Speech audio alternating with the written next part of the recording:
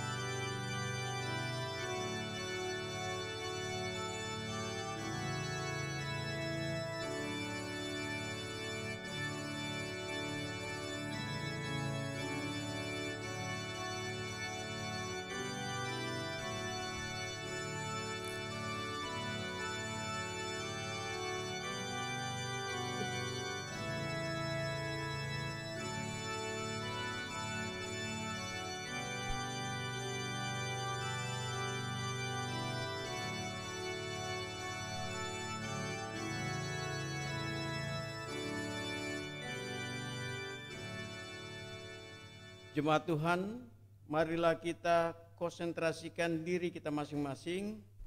Biarlah hati dan pikiran kita hanya tertuju pada hadirat Bapa di surga, agar kita dapat berbakti dengan tulus dan benar di dalam pimpinan Roh Kudus.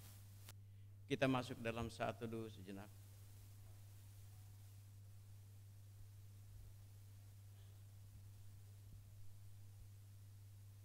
Saat teduh selesai. Mari kita sembah dan agungkan Tuhan kita yang begitu setia memperhatikan kita, dan dengan sepenuh hati kita naikkan pujian baginya dengan menyanyikan Kidung Jemaat nomor 19 bait pertama dan bait yang kedua, Tuhanku Yesus.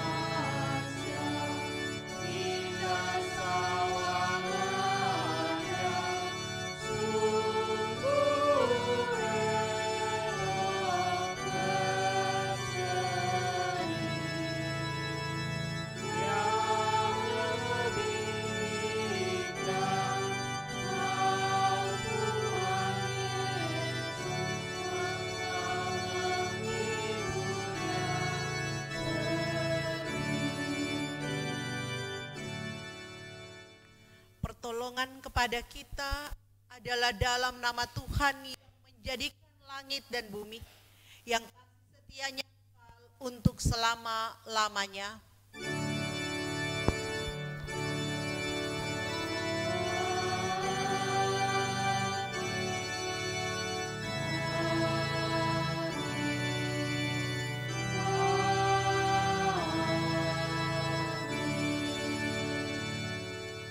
kasih karunia dan damai sejahtera dari Allah Bapa kita dan dari Tuhan Yesus menyertai saudara sekalian. Dan menyertai saudara juga. Amin. Nas pembimbing pada pagi hari ini yang akan menghantar kita memasuki minggu ini. Dengarlah nas pembimbing dalam minggu ini yang diambil dari 1 Petrus 3 ayatnya yang ke-8 berbunyi demikian. Dan akhirnya hendaklah kamu semua seia sekata, seperasaan, mengasihi saudara-saudara, penyayang dan rendah hati. Demikian nas pembimbing dalam ibadah pada minggu pagi ini. Bersama-sama kita angkat pujian dengan menyanyikan pelengkap Kidung Jemaat 264 bait 1 dan bait yang kedua, Apalah Arti Ibadahmu.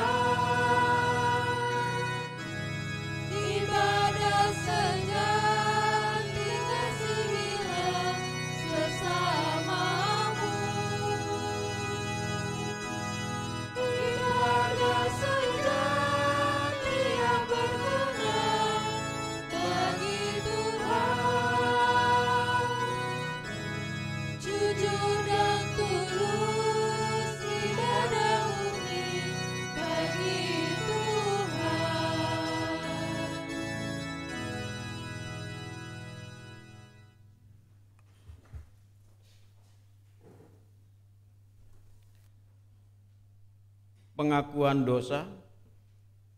Jika kita berkata bahwa kita tidak berdosa, maka kita menipu diri kita sendiri dan kebenaran tidak ada di dalam kita.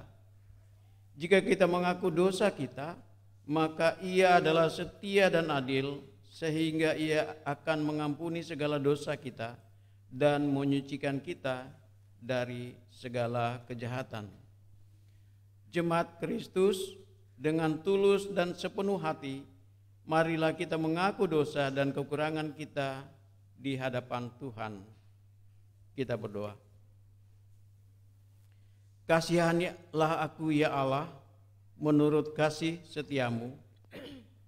Hapuskanlah pelanggaranku menurut rahmat-Mu yang besar. Bersihkanlah aku seluruhnya dari kesalahanku dan dari dosaku. Tahirkanlah aku, sebab aku sadar akan pelanggaranku. Aku senantiasa bergumul dengan dosaku. Terhadap Engkau sajalah aku telah berdosa dan melakukan apa yang Kau anggap jahat.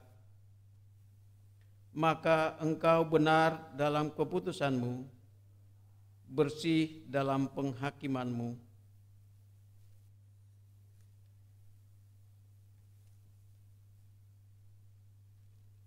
Ciptakanlah hati yang murni padaku ya Allah, dan perbaharuilah batinku dengan roh yang teguh.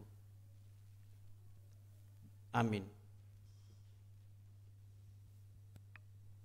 Kembali kita memuji Tuhan dengan menyanyikan Kidung Jemaat nomor 467 bait pertama dan bait yang kedua, Tuhanku bila hati kawanku.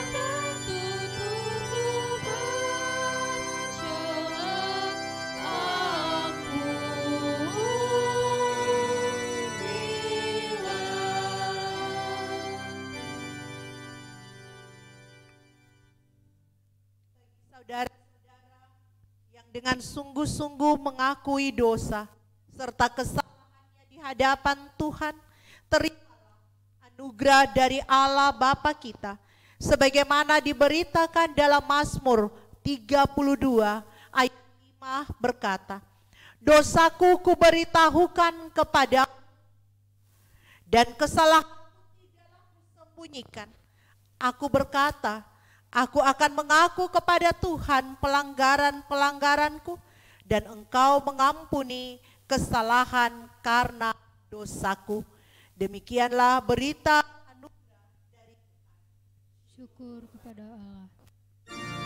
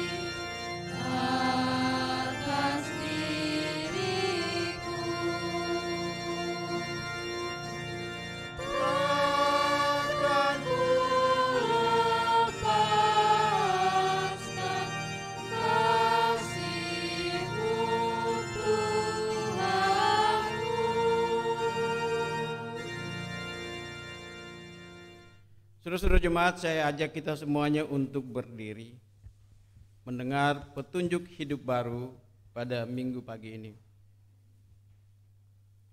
Saudara-saudara, kita telah dibebaskan dari dosa, maka kita tidak boleh lagi hidup di dalamnya, melainkan hidup dalam Kristus. Barang siapa berada dalam Kristus, dia adalah ciptaan baru dan manusia baru. Untuk bekal hidup sebagai manusia baru, marilah kita simak sabda Tuhan yang tertulis dalam Yeskiel 11 ayatnya yang ke-19 berbunyi demikian. Aku akan memberikan mereka hati yang lain dan menaruh roti yang baru di dalam batin mereka.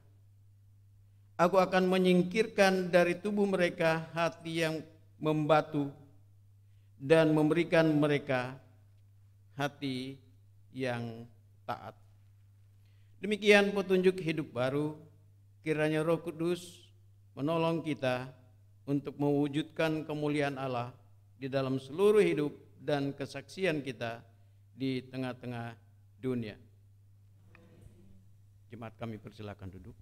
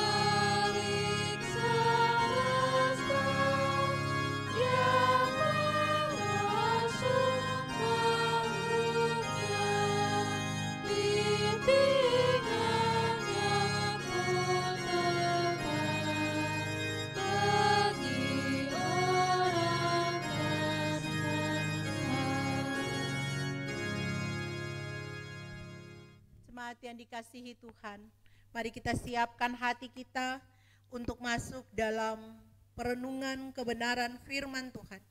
Kita buka Markus pasal 3 ayat 20 sampai 35 yang menjadi dasar renungan kita pada pagi hari ini.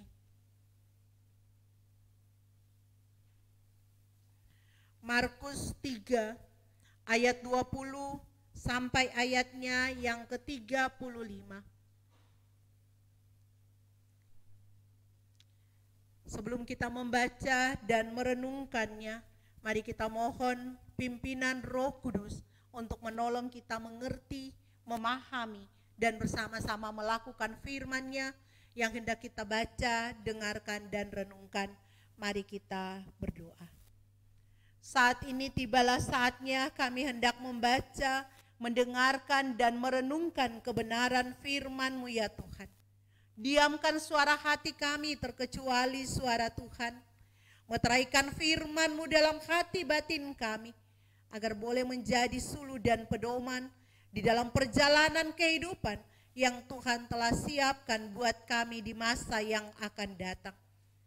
Terpujilah Engkau Tuhan, maka damai sejahtera Allah yang melampaui segala akal akan memelihara hati dan pikiran kami di dalam Kristus Tuhan, firman yang hidup, yang di dalam nama-Mu kami sambut firman-Mu dengan ucapan syukur. Haleluya, amin. Markus 3 ayat 20 sampai ayatnya yang ke-35. Saya akan membacakan bagian ini, jemaat bisa mengikuti dengan Alkitab dan dalam hati masing-masing. Saya akan membaca dalam Alkitab terjemahan baru edisi yang kedua. Ada dua tema atau judul yang diberikan oleh Lembaga Alkitab Indonesia. Yang pertama Yesus dan Betsebul, dan yang kedua Yesus dan sanak saudaranya. Mari kita mulai. Yesus pulang ke rumah. Orang banyak datang lagi berkerumun, sehingga makan pun mereka tidak dapat. Waktu keluarganya mendengar hal itu, mereka datang hendak mengambil dia, sebab kata mereka, ini tidak waras lagi. Ahli-ahli Taurat yang datang dari Yerusalem berkata, ia kerasukan Betsebul, dan dengan kuasa pemimpin setan, ia mengusir setan. Yesus memanggil mereka, lalu berkata kepada mereka dalam perumpamaan, bagaimana iblis dapat mengusir iblis? Jika suatu kerajaan terpecah, kerajaan itu tidak dapat bertahan. Dan jika suatu rumah tangga terpecah, rumah tangga itu tidak dapat bertahan. Demikianlah juga kalau iblis berontak melawan dirinya sendiri, dan kalau ia terpecah, ia tidak dapat bertahan, tetapi sudah tiba kesudahannya. Tetapi jika seorang pun dapat memasuki rumah seorang yang kuat untuk merampas harta bendanya, apabila ia tidak lebih dulu mengikat orang kuat itu, sesudah itu barulah ia merampok rumahnya. Sesungguhnya aku berkata kepadamu, semua dosa dan hujat anak-anak manusia akan diampuni. Ya, semua hujat yang mereka ucapkan. Namun, siapa saja yang menghujat Roh Kudus tidak mendapat ampunan selama-lamanya, melainkan bersalah karena berbuat dosa yang kekal. Ia berkata demikian karena mereka menyangka bahwa ia kerasukan roh jahat. Lalu datanglah ibu dan saudara-saudara Yesus. Sementara mereka berdiri di luar, mereka menyuruh orang memanggil dia. Ada orang banyak duduk mengelilingi dia. Mereka berkata kepadanya, lihat, ibumu dan saudara-saudaramu ada di luar dan mencari engkau. Jawab Yesus kepada mereka, siapa ibuku dan siapa saudara-saudaraku? Ia melihat kepada orang-orang yang duduk di sekelilingnya itu dan berkata, inilah ibuku dan saudara-saudaraku. Siapa saja yang melakukan kehendak Allah, dialah saudaraku laki-laki, saudaraku perempuan, dan ibuku. Demikian firman Tuhan. Berbahagialah mereka yang mendengar serta taat dan tekun melakukan firman Tuhan. Haleluya.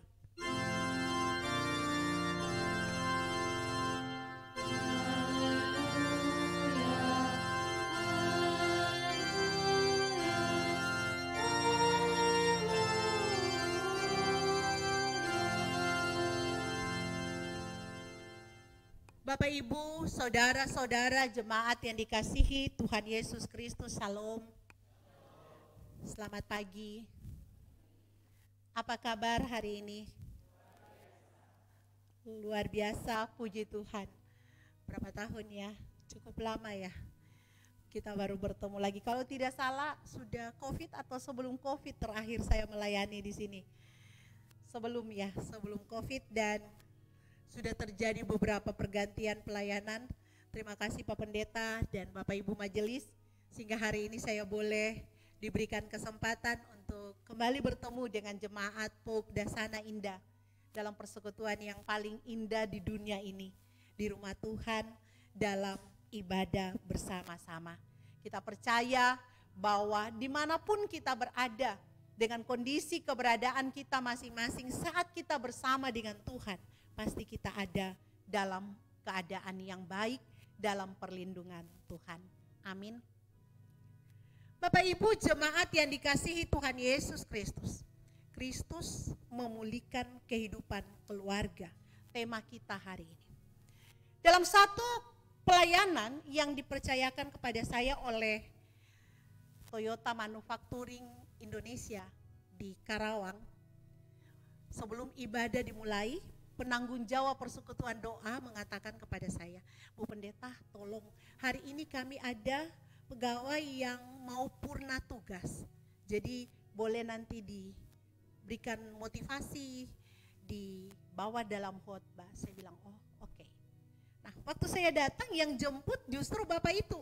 Saya tanya, Pak, katanya ada yang mau purna tugasnya? Oh iya saya Bu. Oh iya, saya lihat kok masih muda, Bapak ini udah mau pensiun gitu kan. Sebelum khotbah, Bapak itu dikasih kesempatan untuk bersaksi, untuk memberikan 1-2 kata. Dia bilang saya menjadi Kristen setelah saya berusia 19 tahun. Saya menjadi Kristen karena, dia bilang, saya keluarga tentara di kampung cukup hebat, ya. Kami boleh dikatakan orang berada. Dan tetangga kami adalah sebuah keluarga yang sangat sederhana. Keluarga petani yang kalau dilihat mungkin sehari itu tidak 3 kali makan. Tetapi kehidupan keluarga itu begitu luar biasa. Mereka penuh dengan sukacita. Mereka saling menghormati dan saling menghargai. Dan saya memutuskan menjadi Kristen karena keluarga itu. Kesaksian dan pengalaman seperti ini jarang.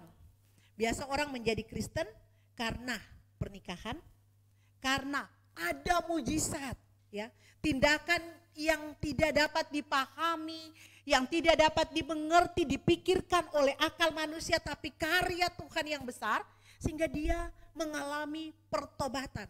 Pertobatan yang saya maksudkan bukan berdasarkan definisi Kamus Besar Bahasa Indonesia berbalik, tetapi perubahan pikiran. Ketika dia melihat Yesus hanya sebagai guru, hanya sebagai Tuhan orang Kristen, dirubah oleh Allah cara pandang, cara melihatnya, dan melihat Yesus sebagai Tuhan dan Juru Selamat. Satu wilayah penginjilan di luar negeri, di Afrika, ketika ditanya apa yang diminta dari wilayah itu untuk menyatakan Kristus dalam kehidupan mereka, mereka katakan jangan kirim pendeta yang hebat, jangan kirim pengajar yang hebat, kirimkan kepada kami satu keluarga yang bisa menjadi teladan tentang kekristenan. Artinya apa? Kita akan melihat kehidupan keluarga kita untuk bisa menyaksikan siapa Kristus di tengah-tengah kehidupan ini. Bagi buku Almanak Kristen Indonesia yang mendasari renungan hari ini di bawah kebenaran firman Tuhan yang sudah kita baca, mengatakan bahwa 1 di antara 16 orang yang ada saat ini mengalami depresi. Depresi adalah satu tingkat setelah stres dan satu tingkat lagi gila. Jadi dalam keadaan depresi ini, menurut penelitian 16 orang satu depresi. Jadi kalau kita ada 16 orang ini kita hitung, kalau dulu kita hitung 1, 2, jangan-jangan dia COVID. Ya, sekarang kita hitung 16, siapa yang depresi? Saya, dia, atau dia? Ya kan? Tapi itu hasil yang dilihat. Kenapa depresi? Kalau kita baca tema ini, Kristus memulihkan kehidupan keluarga, kembali ke keluarga kita masing-masing. Siapa keluarga? Keluarga itu dipahami adalah kelompok primer yang terdiri dari 2 suami istri atau lebih dari sekelompok orang. Mempunyai jaringan interaksi interpersonal, ada hubungan pribadi satu dengan yang lain karena hubungan darah, hubungan perkawinan, dan adopsi. Jadi definisi keluarga menunjuk bahwa keluarga mensyaratkan hubungan perkawinan, hubungan darah, maupun hubungan adopsi sebagai pengikat. Kita keluarga? Setuju? Setuju? Apa yang mengikat kita? Apa? Kristus. Ya, kita diadopsi, diambil menjadi anak-anak Allah di dalam Kristus. Jadi kita keluarga. Apakah saat ini kita butuh pemulihan? Sebagai keluarga yang ada dalam ruangan ini. Sebagai keluarga orang percaya kepada Kristus, kita butuh pemulihan?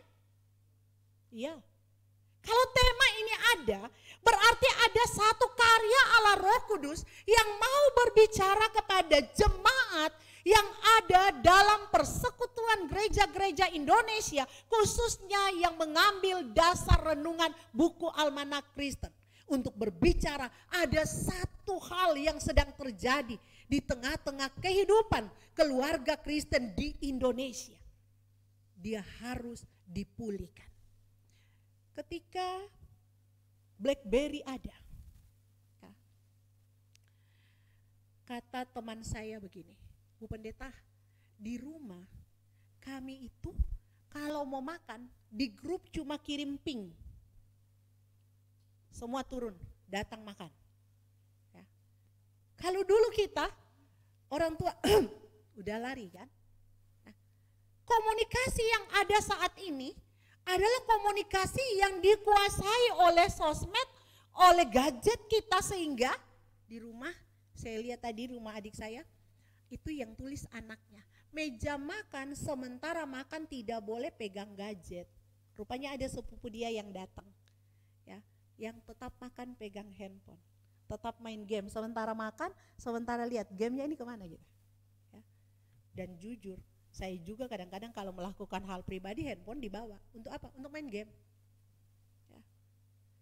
Dan ternyata itu telah membuat hubungan di antara sesama keluarga renggang. Kemarin ada masalah sedikit dengan satu keluarga, ketika tantenya mau ambil sesuatu, keponakannya yang laki karena membela opungnya, omanya, keponakannya yang laki SD apa SMP ya, itu kejar tantenya dengan pisau.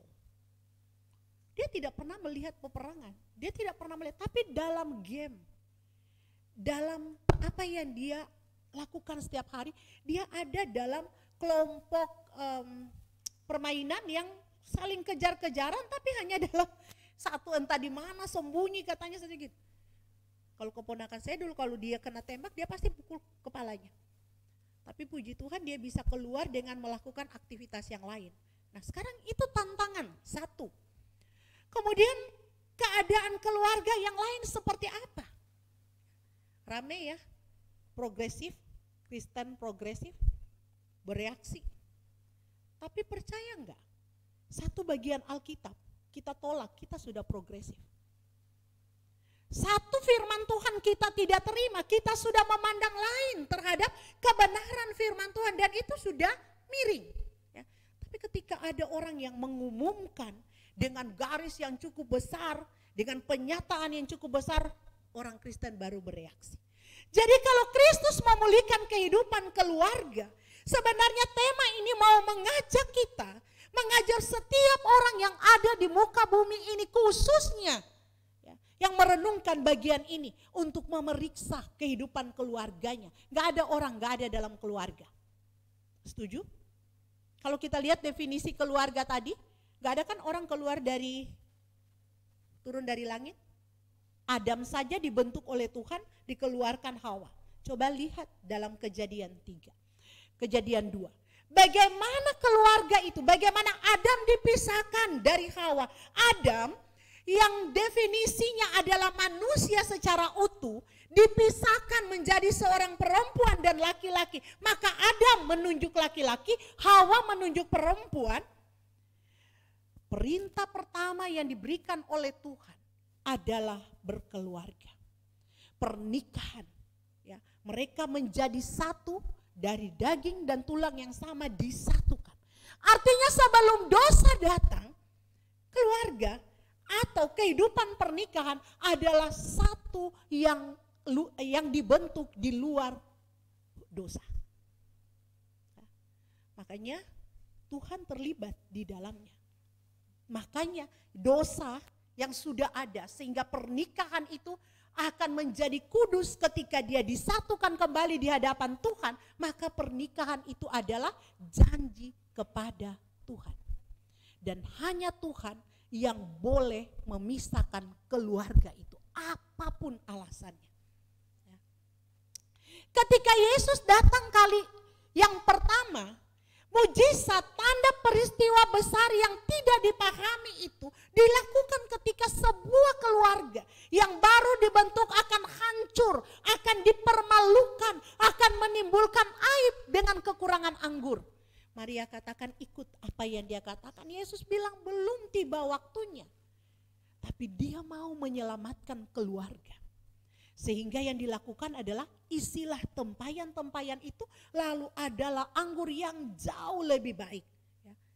Tindakan yang tidak dapat dipahami dan dipikirkan karena berada di luar akal budi manusia dan itu hanya mampu dilakukan oleh Allah. Jadi lembaga yang membentuk kehidupan keluarga dari 2 orang dibentuk sebelum dosa. Ketika dosa datang, Yesus datang memulihkan. Berurusan dengan persoalan 2 orang itu. Sekarang dalam bacaan kita melihat ada satu peristiwa ketika Yesus melakukan perannya dengan mujizat-mujizat yang ada. Mengusir setan, roh jahat, menyembuhkan orang-orang yang sakit. Dan bacaan kita yang pertama mengatakan, Yesus pulang ke rumah. Satu hal yang menyenangkan kalimat ini. Semua orang mau tinggal di kontrakan kek, di rumah petak kek, di kos-kosan kek, di rumah mewah kek, rumah sederhana, rumah orang tua, rumah apa. Kalau namanya pulang rumah, happy. Benar enggak?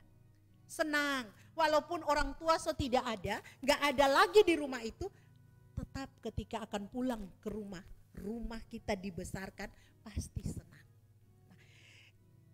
Setelah kalimat ini dikatakan orang banyak datang lagi berkerumun. Sehingga makan pun mereka tidak dapat. Tidak bicara Yesus lagi. Ya. Yesus pulang ke rumah, orang banyak datang, mereka. Siapa mereka? Yesus dan murid-muridnya. Tidak makan lagi. Ya. Waktu keluarganya mendengar hal itu, mereka hendak mengambil dia. Sebab kata mereka ini tidak waras lagi. Lihat perubahan kata, perubahan kalimat. Ya. Pulang dengan suasana happy, ada orang banyak yang berkumpul mau melihat apa yang dia lakukan. Mereka tidak bisa lagi makan kebutuhan primer, kebutuhan yang dia butuhkan sekarang. Lalu orang tua keluarganya mau datang ambil, tapi bukan karena dia lapar. Alkitab mengatakan ini tidak waras lagi. Bicara waras berarti bicara orang gila. Bukan depresi lagi, bukan stres lagi, lapar, bukan lagi capek, tapi mereka melihat ini tidak waras lagi. Kenapa? Kenapa keluarganya berpikir seperti itu? Peristiwa yang dikerjakan oleh Tuhan Yesus telah menurut mereka berada di luar kenormalan. Orang kalau tidak normal ya gila. Ya, tapi orang nggak mau dibilang gila kalau nggak normal, ya. Tapi banyak orang yang nggak normal, betul nggak? Rambut di sini panjang, di sini pendek, ya kan? Baju bawahnya itu ada yang panjang, ada yang pendek, ada yang bagus rapi-rapi disobek, gitu kan? Nggak normal sebenarnya, tapi ya alasannya model. Tapi kalau dibilang gila, nanti kita dibenci kan, dimarah, nggak tren lah, nggak model lah, sama kali ya. Anak-anak yang di meja makan gak main game, gak bisa hubungi temannya, tunggu saya lagi makan, gak zaman lu gitu kan. Mungkin saja, yang mana yang normal, yang mana yang gak normal lagi. Ini masih sesuatu yang dasar. Jadi ketika Yesus tidak bisa makan lagi dengan teman-temannya, maka keluarganya melihat bahwa ini tidak normal, tidak wajar lagi. Ya, menarik ya, terjemahan edisi 2 memakai kata tidak waras, ya. Tidak waras lagi, bukan tidak lapar. Ahli-ahli Taurat, 2 minggu lalu Yesus murid-muridnya makan ya, memetik gandum pada hari Sabat. Kemudian Yesus menyembuhkan tangan orang sakit. Saya khotbah di Jati Asih, Pok Jati Asih. Saya bilang coba lihat ya ayat Alkitab ini. Murid-murid memasuki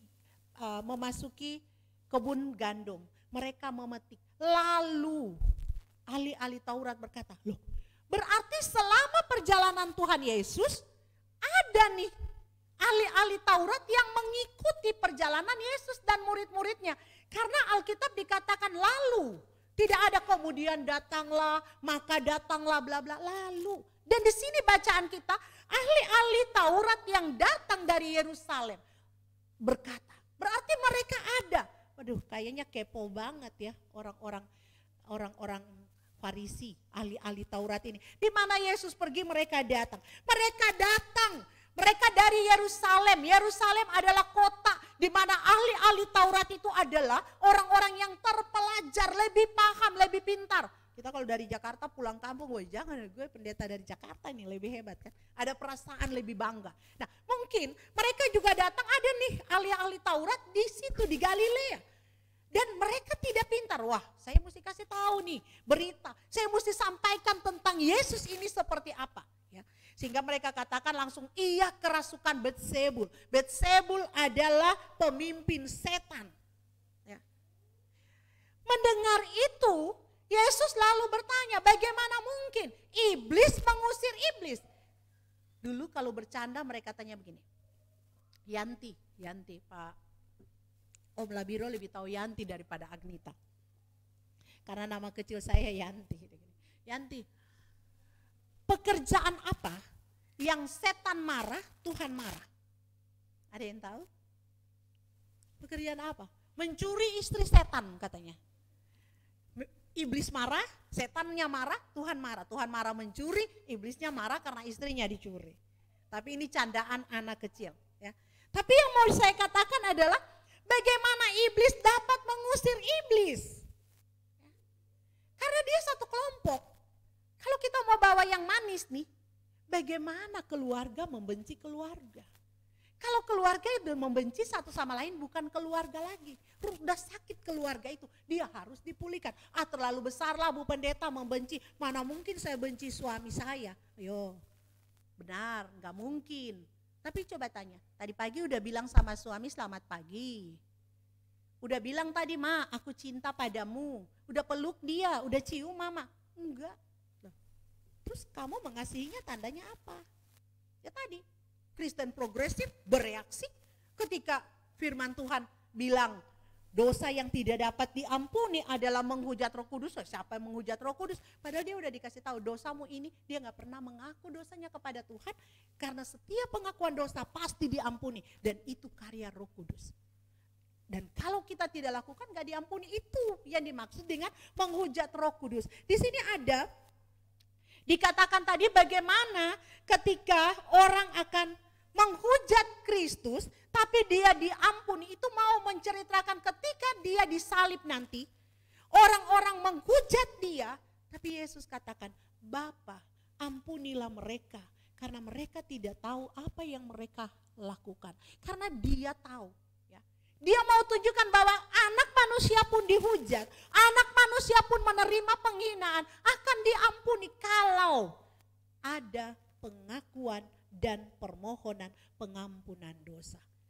Pekerjaan ini hanya terjadi kalau Roh Kudus berkarya. Kalau Roh Kudus tidak berkarya, tidak ada orang yang mengaku dosanya. Kalau tidak ada orang yang mengaku, tidak ada yang diampuni. Jadi Alkitab gak pernah salah. Kan dibilang, mengaku dosa pasti diampuni. Sejauh timur dari barat, setinggi langit dari bumi, menghapus seperti kabut diterbangkan angin. Loh, menghujat Roh Kudus kok gak diampuni? Ya karena kau gak pernah minta pengampunan. Hanya Roh Kudus yang menuntun orang minta pengampunan. Nah, kita lihat bacaan kita. Demikianlah juga kalau iblis berontak melawan dirinya sendiri, kalau ia terpecah, ia tidak dapat bertahan, tetapi sudah tiba kesudahannya. Garis bawahi, tiba kesudahannya. Artinya, kalau iblis sudah kalah, dunia berakhir. Dia dikirim ke tempatnya, ke neraka itu. Tapi yang ada sekarang iblis itu, setan itu hanya bisa diusir dulu.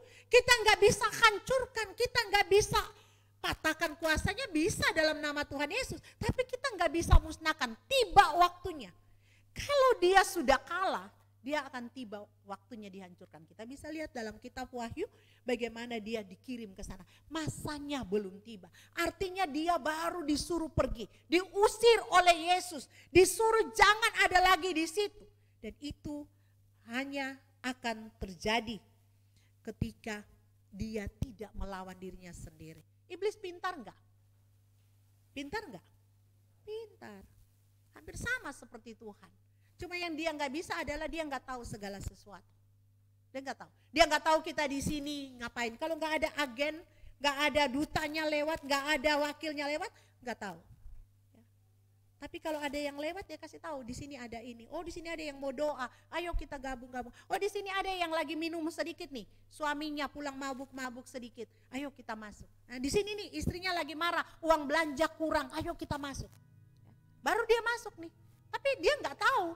Jadi sebelum iblis tahu, sebelum agennya kasih tahu sama Tuhan apa yang terjadi dalam kehidupan kita. Ya. Nah, setelah dia bicara ini, dia pun berbicara tentang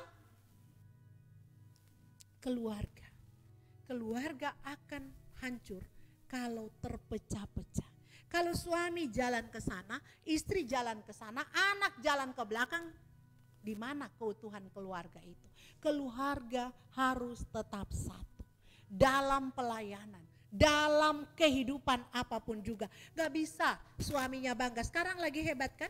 Lagi lulusan penerimaan universitas.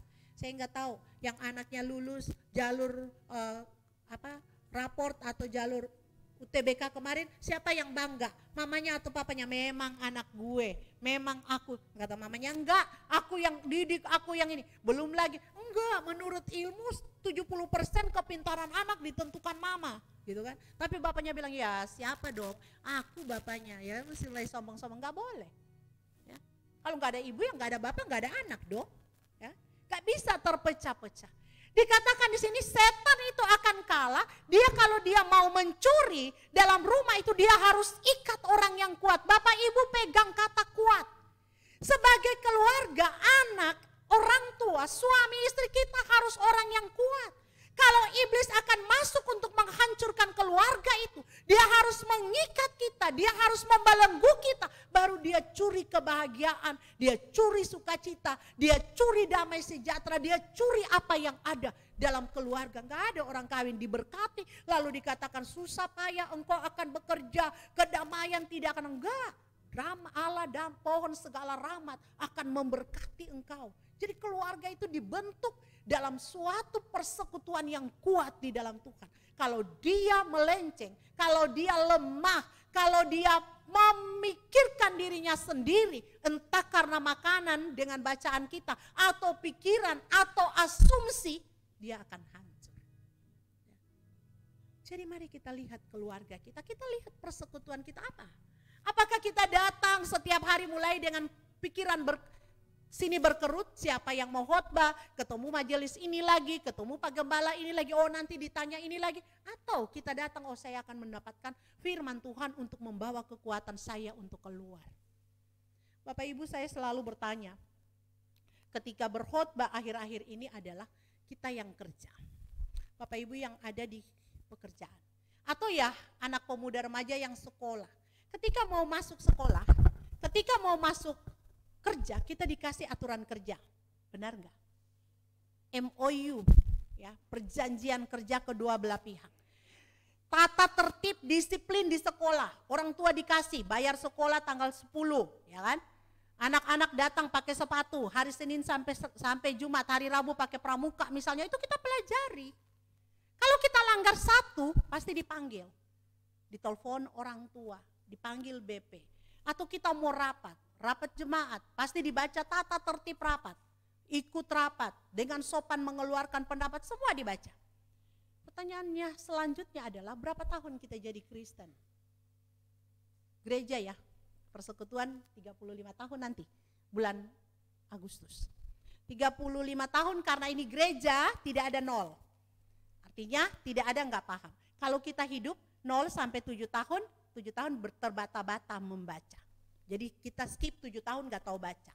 Tapi kalau persekutuan tidak.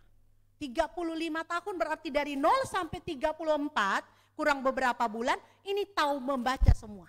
Setuju? Pertanyaan, berapa kali Alkitab dibaca? Dari Kejadian 1 sampai Wahyu 22. Berapa kali? Sudah habis berapa kali Bapak Ibu? Dengan 34 tahun sebagai jemaat. Sudah 1? 5. Ibu Labiro 5 ya normal lah, walaupun belum, karena kalau 4 tahun, 1 pasal kita baca 4 tahun selesai, 4 kali 8, 32, ya, berarti minimal harus 8, tapi 5 puji Tuhan, dibandingkan yang lain berapa kali? Belum pernah habis, khatam dari Kejadian sampai Wahyu? Ayo. Bayangkan kita mau masuk kerja, begitu pensiun, kita hafal tata tertib aturan di pekerjaan itu. Kita orang Kristen, Tuhan semua datang, Alkitab gak habis kita baca. Begitu dibilang, oh ada perubahan kata, edisi pertama, edisi kedua, yang mana ya? Emang ada di Alkitab kata ganja? Karena gak pernah baca, gak tahu ada ganja. Udah diganti kata ganja. Ya kan? Ayo, kalau Bapak Ibu mau baca Alkitab, 1 hari 1 pasal, 4 tahun selesai. 1 hari 4 pasal, 1 tahun selesai. 1 hari 3 pasal, 1 tahun 1 bulan selesai. Ayo, kita pakai ini. Untuk apa? Untuk memotivasi. Satu keluarga buat grup, ayo kita baca Alkitab. Dari jam 00 sampai 00 kita laporan. Siapa yang sudah baca? Ah, Bu Pendeta, ngapain lapor-lapor, kan saya yang baca. Betul. Kita orang lain nggak perlu tahu kita baca. Tapi ingat, ketika kau dalam status malas, boring, ataupun mengantuk, oh nanti ini kau lupa untuk baca. Grup akan mengingatkan, kau belum baca. Ayo baca. Ayo buat grup. Dan buku yang paling hebat adalah Alkitab. Sepanjang sejarah, dia tetap the best. Dia tetap benar, isinya gak berubah. Nah itu dasar hidup kita. Jadi kalau dibilang mana lebih baik, orang Kristen yang buat salah, penjahat, dengan orang non-Kristen yang baik, mana masuk surga? Mana? Apa kita bilang orang Kristen? Ya udah jadi orang Kristen terus jadi penjahat masuk surga. Benar gak? Benar seperti itu? Benar? Bapak Ibu, kalau dia orang Kristen dia gak akan jahat. Setuju gak? Kalau dia bilang orang Kristen lebih jahat daripada bukan orang Kristen, dia bukan orang Kristen. Percaya gak? Iya kan? Kisah Para Rasul 11 ayat 26 kan? Untuk pertama kalinya orang itu disebut Kristen di Antioquia. Artinya apa? Kita Kristen, bukan kita bilang agama saya Kristen. Bukan.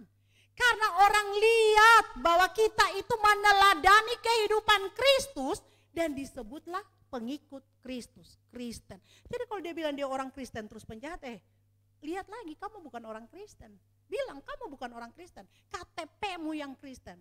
Ya, tapi kamu bukan orang Kristen. Orang Kristen harus lebih baik dari orang bukan Kristen. Dan perbuatan baik tidak cukup untuk masuk surga. Karena apa dikatakan? Akulah jalan.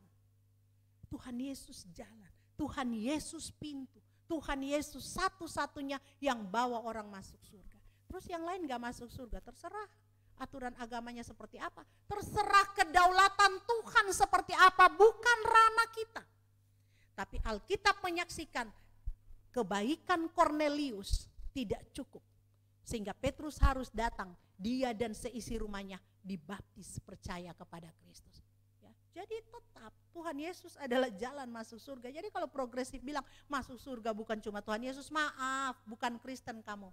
Kristen itu Yesus pusat.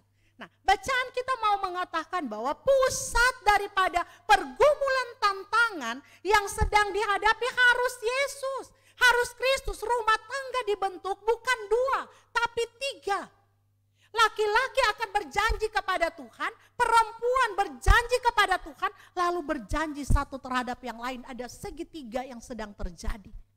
Jadi boleh aja perjanjianmu dengan pasanganmu itu terlerai, tapi perjanjianmu dengan Tuhan, bagaimana kau akan batalkan? Tidak. Makanya hanya Tuhan yang bisa memutuskan perjanjian itu. Ketika kita berbicara hal-hal yang sangat krusial dalam hubungan keluarga, ya, anak laporkan ibunya, ibunya usir anaknya, suami pukul istri atau suami selingkuh bersinah, kita itu. Tapi ketika kita melihat hal-hal kecil, hanya perhatian-perhatian kecil, lihat perhatian cuma karena tidak makan, menjadi asumsi tidak waras, lebih besar, jauh besar. Yang kecil tidak diselesaikan, yang besar menanti. Jadi kalau Kristus memulihkan kehidupan keluarga, setiap hari bukalah pergumulan keluargamu. Tuhan hari ini yang akan kami lakukan. Ya, Setelah selesai malam, terima kasih Tuhan, hari ini telah selesai kami lakukan. Mau bersama puji Tuhan, mau pribadi puji Tuhan, tapi jangan pernah melepaskan persekutuan dengan Tuhan itu. Hanya Kristus yang membuat kita kuat. Dan untuk melawan itu, setan, iblis tidak akan pernah bisa membelenggu kita. Kita adalah orang-orang yang merdeka, yang memiliki kemerdekaan freedom yang sesungguhnya. Bukan hak bebas manusia. Ya. Kita bukan ada dalam jalur nasib seperti rel kereta api. Hidupmu di sini, jalan di situ. Enggak perlu kau berusaha, kau akan sampai di situ. Kan Tuhan kasih nasibmu di situ. Tidak. Kita adalah orang yang berkarya, yang Tuhan kasih kesempatan. Kau akan sampai di situ. Kau mau sampai di situ 10 tahun, atau kau mau sampai di situ 4 tahun, itu ada padamu. Kalau kau tidak datang kuliah, mama papa kan enak terima-terima uang toh, daripada nanti cepat kerja capek-capek, kuliah aja 10 tahun sebelum di DO baru selesai. Tapi kalau kau fokus di situ, mau bekerja 3 tahun setengah habis mata kuliah. Jadi ada kebebasan yang Tuhan berikan. Ada pilihan kita mau lihat bahwa tetangga sana lebih baik, istrinya lebih cantik dan apa untuk tertarik, ada pilihan. Ya. Manusia tidak kan? Tidak langsung dibilang, semua kemanusiaan dia berhenti, ada. Tetapi di balik kebebasan itu ada Kristus yang menguasai hati kita. Dan dialah yang akan memulihkan kita. Kita mau katakan kita tidak ada dalam kondisi sakit? Dalam keadaan yang tidak wajar? Tidak. Dosa sudah membuat kita ada dalam ketidaksempurnaan. Dosa membuat kita ada di dalam hal-hal yang tidak baik. Sehingga kita butuh dipulihkan.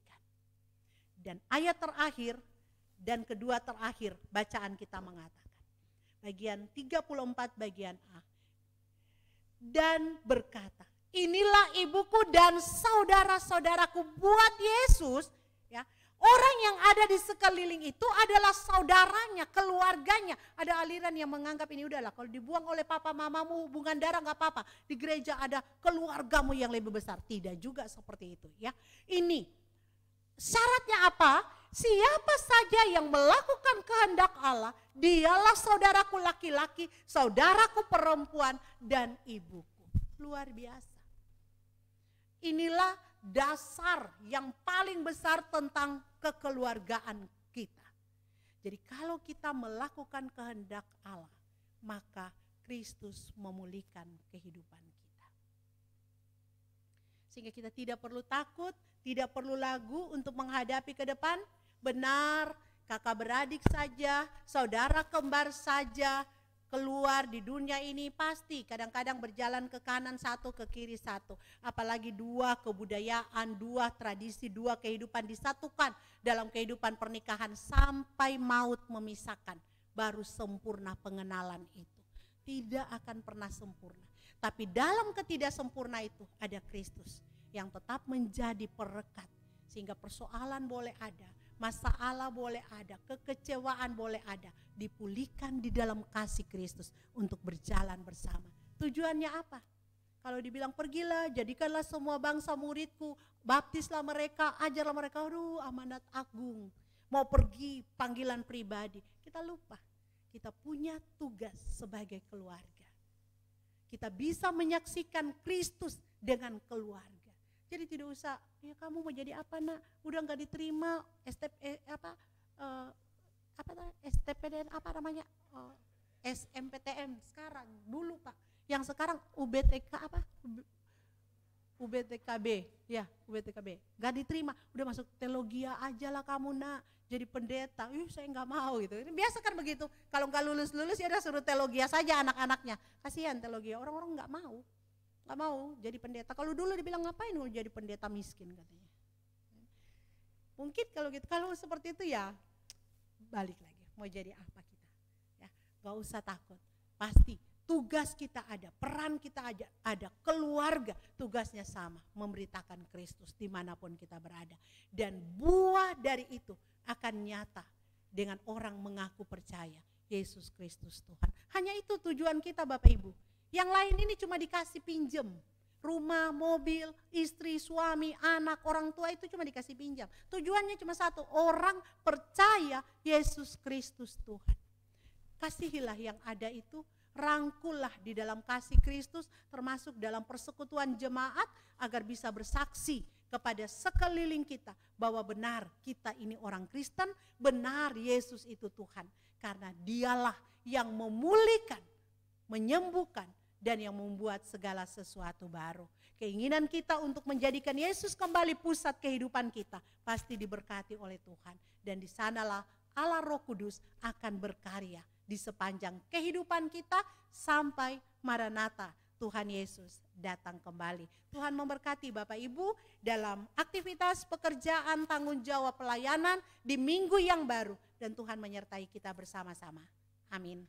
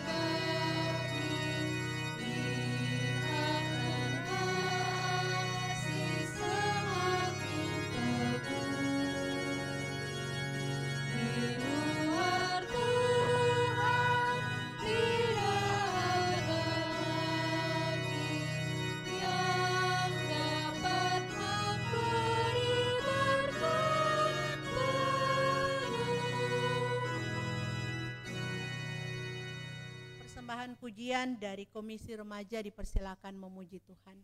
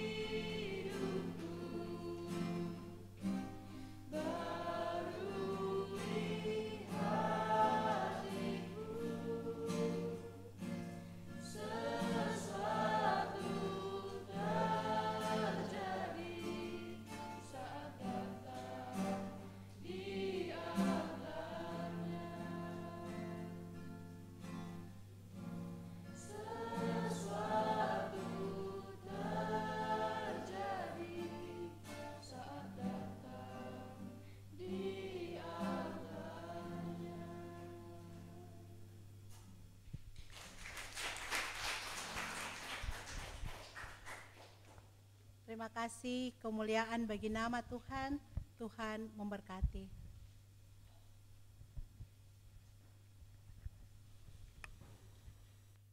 Kita akan masuk dalam doa syafaat yang akan kita akhiri dengan mengucapkan bersama-sama doa Bapa kami. Mari kita berdoa. Terpujilah Engkau Tuhan, Allah yang mengasihi kami di dalam karya-Mu, ialah Bapa, Anak, dan Roh Kudus. Kami boleh menerima kebenaran firman-Mu pada pagi hari ini. Kami diingatkan tentang peran Kristus di dalam keluarga. Kami bersyukur kami memiliki keluarga.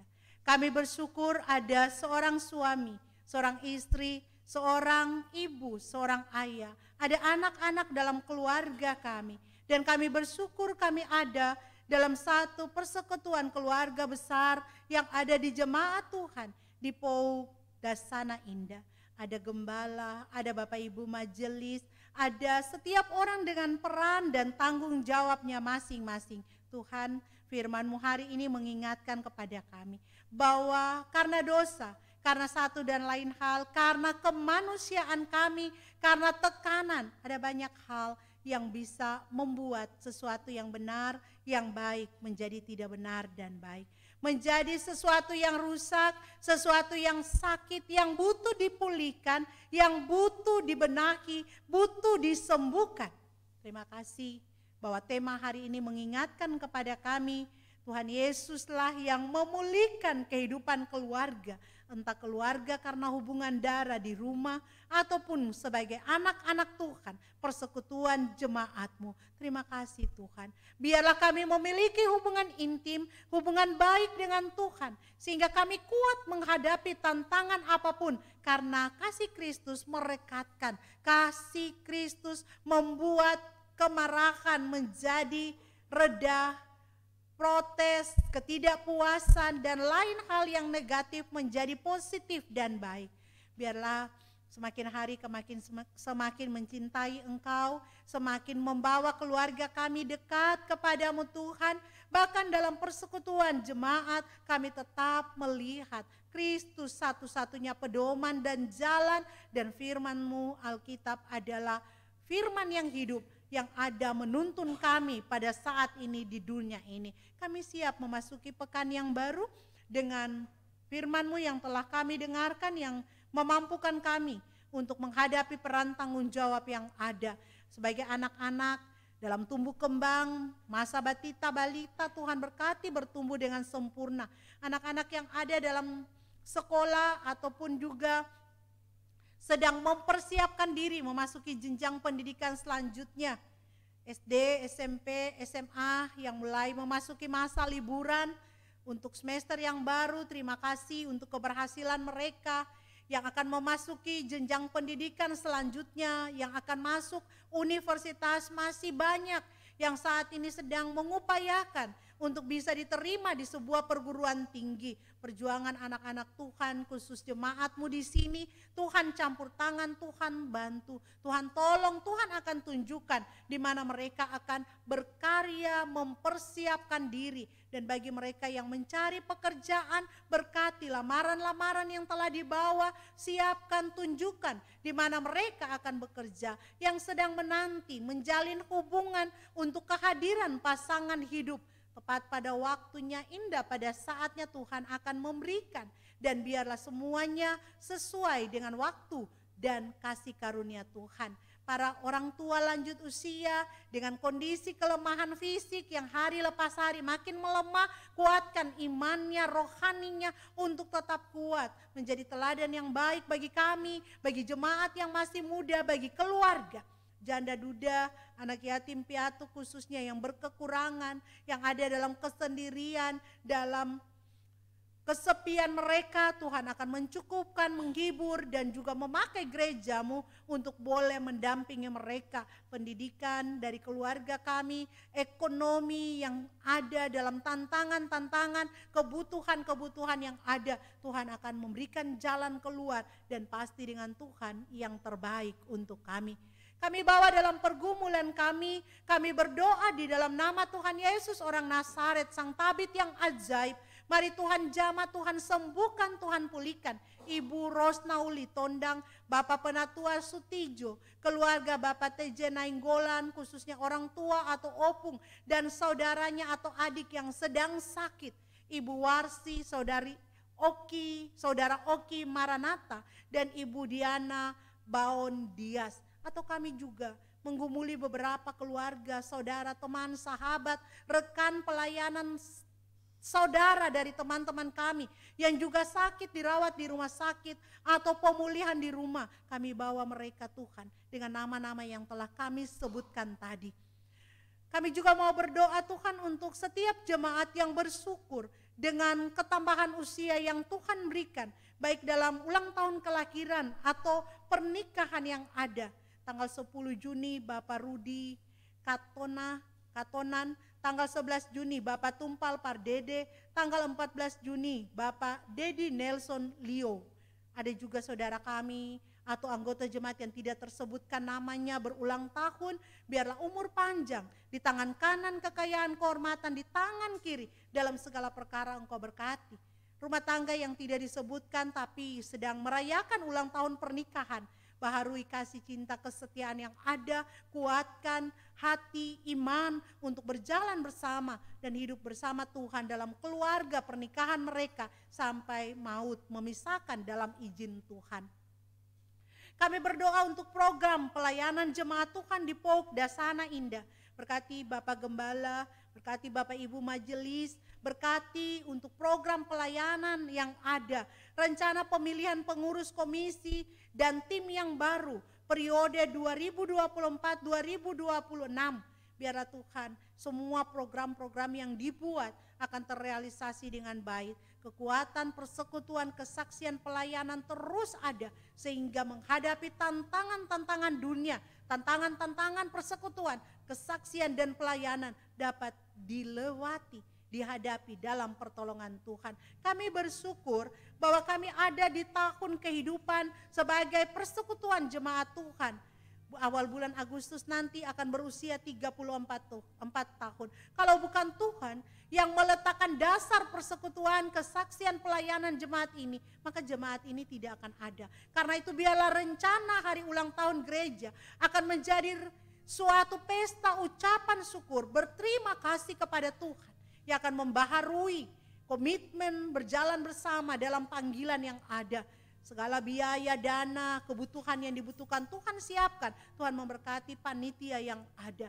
Berkati komisi kategorial, non kategorial, berkati semua orang yang terlibat dalam pelayanan di POUK Dasana Indah, termasuk yang ambil bagian dalam pelayanan hari ini. Berkati BP POUK Banten, berkati PGIW Banten, PGIW ataupun juga PGI yang ada. Biarlah pergumulan-pergumulan pelayanan akan tetap dihadapi dengan baik.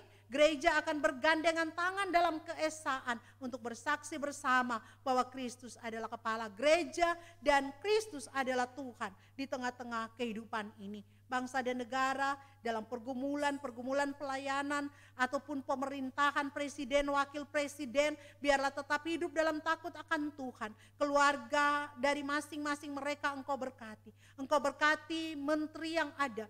Engkau berkati aparat keamanan yang ada. Bahkan Tuhan, rencana-rencana ke depan pasca pemilihan presiden, wakil presiden, dan juga rencana-rencana yang akan dilakukan beberapa daerah dengan pengumuman pasangan-pasangan calon kepala daerah dan masuk dalam pemilihan, semuanya kami taruh dalam kasih karunia Tuhan. Keamanan yang kondusif tetap ada. Untuk wilayah-wilayah di muka bumi ini yang masih ada dalam peperangan, hadirkan kedamaian itu Tuhan. Yang ada dalam bencana alam, berikan jalan keluar. Dan Tuhan akan tetap memelihara negeri ini lebih dari apa yang kami pikirkan. Karena yang terbaik, rancangan Tuhan untuk negeri ini ada. Karena anak-anak Tuhan menyerahkan bangsa ini dalam tangan pengasihan Tuhan. Menghadapi Hari Raya Idul Adha besok, kami tetap mau Tuhan mengingatkan kepada kami untuk menceritakan, untuk membagikan kesaksian yang sungguh benar itu. Bahwa Yesus Kristus adalah kurban untuk pengampunan dosa sekali untuk selama-lamanya. Sehingga ketika mereka bersuka cita dengan kemampuan-kemampuan mereka membawa korban mereka, kami mendapatkan kekuatan untuk menceritakan berita kabar baik itu. Terima kasih Bapa, kami tidak pernah memerintahkan Tuhan. Biarlah kasih karunia Tuhan yang terjadi, karena itu berkati Provinsi Banten dan kota di mana kami ada, sehingga kerukunan untuk umat percaya yang ada dan juga umat beragama yang ada akan memberikan warna kedamaian, keamanan yang boleh membawa kami tetap ada dalam kebebasan untuk bersekutu, melayani dan memberitakan Tuhan di tengah-tengah kehidupan ini. Sempurnakanlah pelayanan kami dalam doa yang Tuhan ajarkan kepada kami. Bapa kami yang di surga, dikuduskan namamu, datanglah kerajaanmu, jadilah kehendakmu di bumi seperti di surga. Berikanlah kami pada hari ini makanan kami yang secukupnya, dan ampunilah kami akan kesalahan kami, seperti kami juga mengampuni orang yang bersalah kepada kami. Dan janganlah membawa kami ke dalam pencobaan, tapi lepaskanlah kami daripada yang jahat. Karena Engkau yang punya kerajaan dan kuasa dan kemuliaan sampai selama-lamanya. Amin.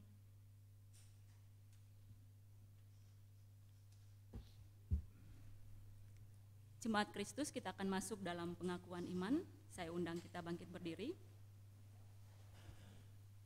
Bersama-sama dengan gereja di segala abad dan tempat, marilah kita mengikrarkan pengakuan iman rasuli dan masing-masing berkata demikian. Aku percaya kepada Allah, Bapa yang Maha Kuasa, Khalik langit dan bumi, dan kepada Yesus Kristus, anaknya yang tunggal Tuhan kita, yang dikandung daripada Roh Kudus, lahir dari anak darah Maria, yang menderita di bawah pemerintahan Pontius Pilatus, disalibkan, mati dan dikuburkan, turun ke dalam kerajaan maut.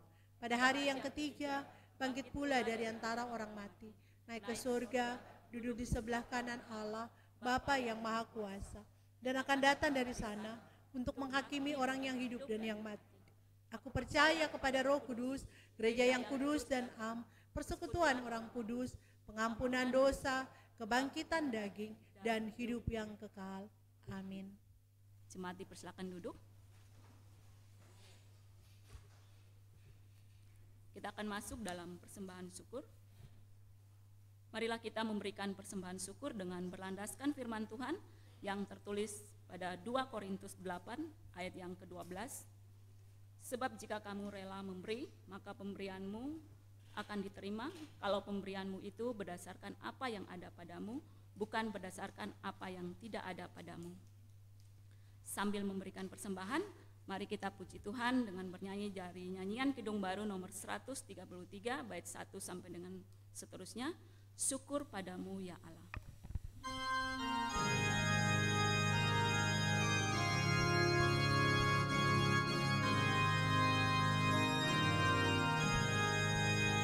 Syukur padamu ya Allah atas segala rahmat-Mu. Syukur atas kecukupan dari kasih-Mu penuh. Syukur atas pekerjaan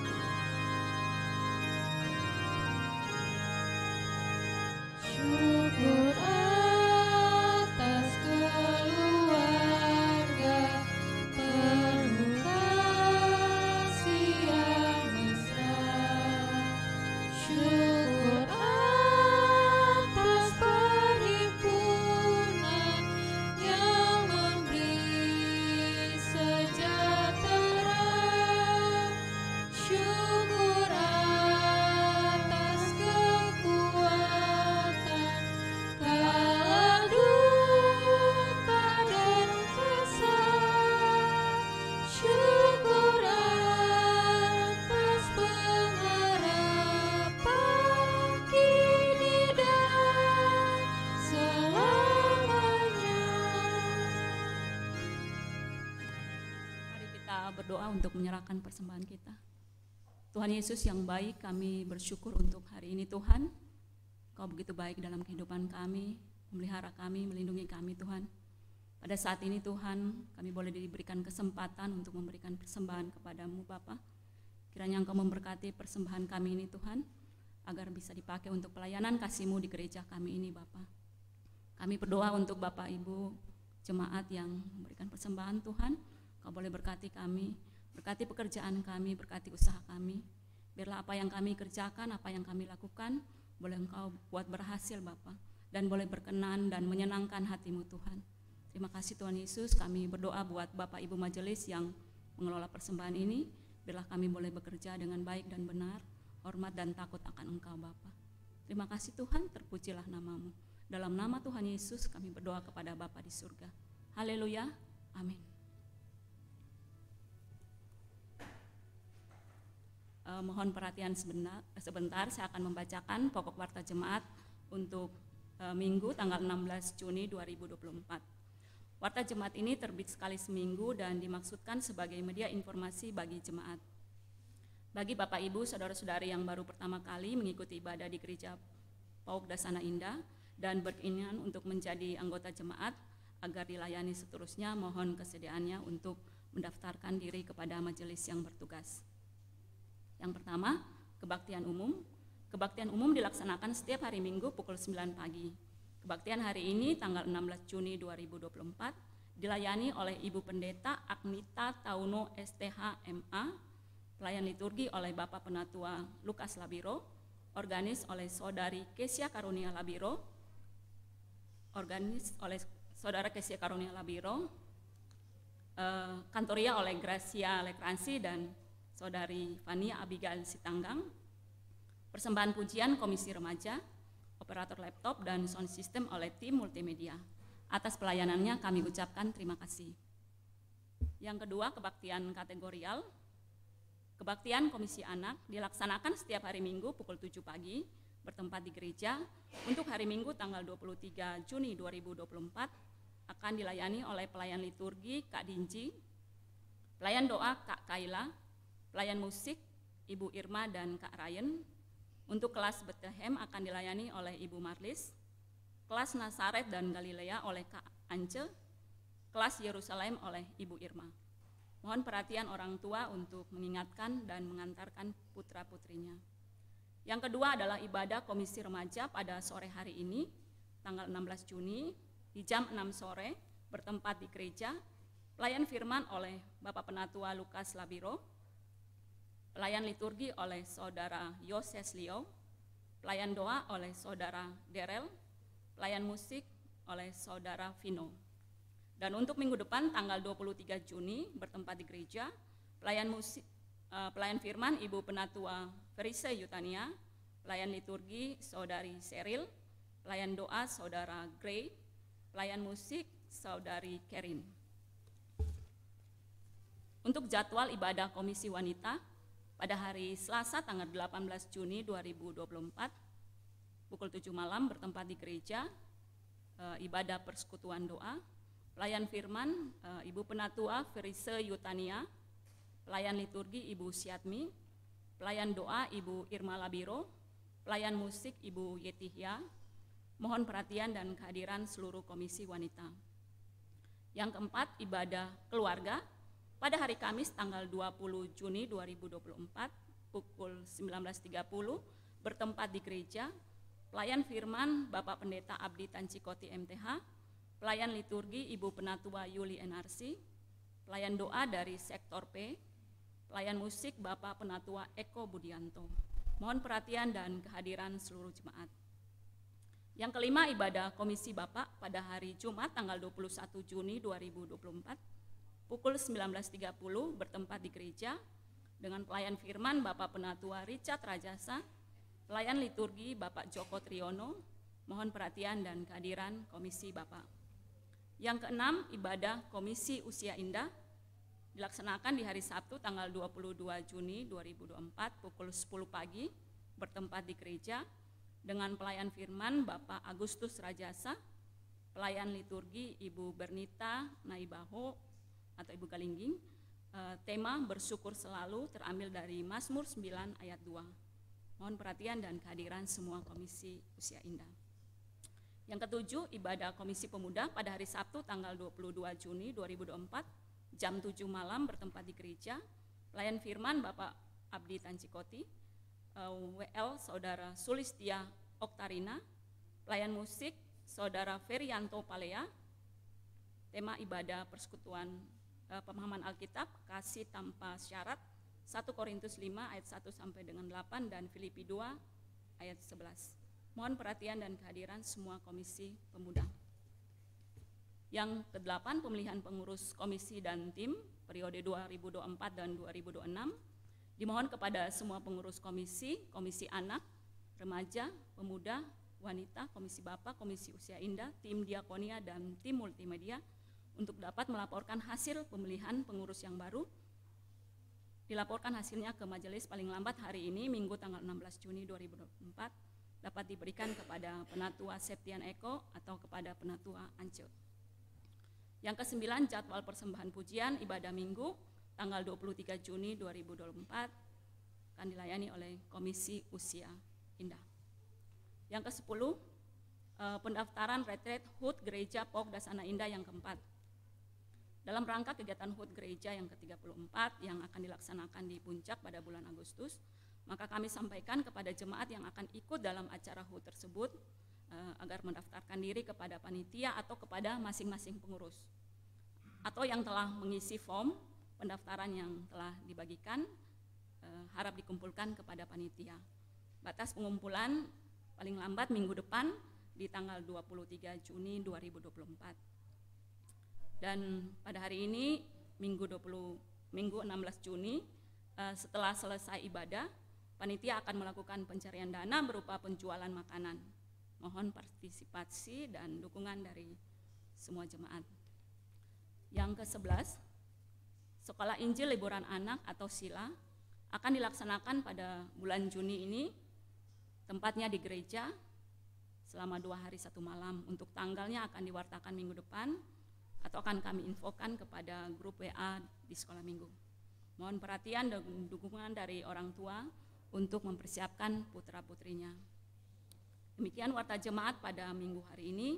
Selebihnya jemaat dapat membaca pada warta yang sudah dibagikan. Selamat hari Minggu, Tuhan Yesus memberkati.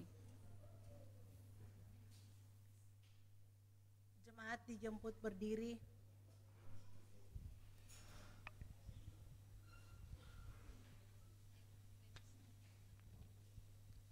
Kita akan kembali dalam kehidupan percaya kita. Roh Kudus akan menolong kita untuk boleh tetap menghadirkan Kristus, untuk memulihkan setiap situasi dan kondisi yang tidak sesuai dengan kehendak Tuhan di dalam persekutuan keluarga kita.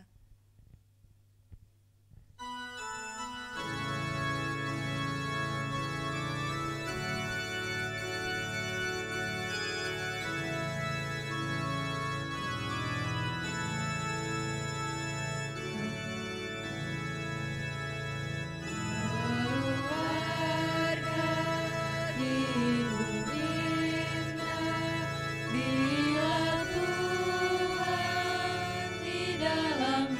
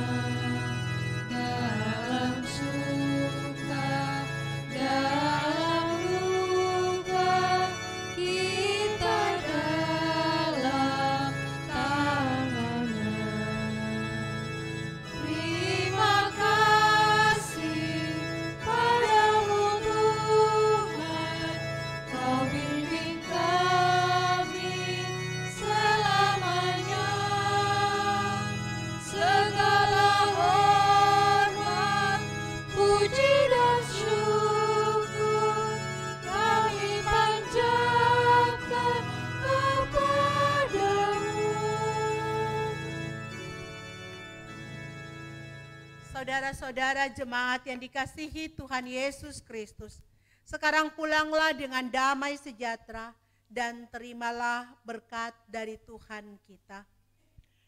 Tuhan memberkati dan melindungi engkau.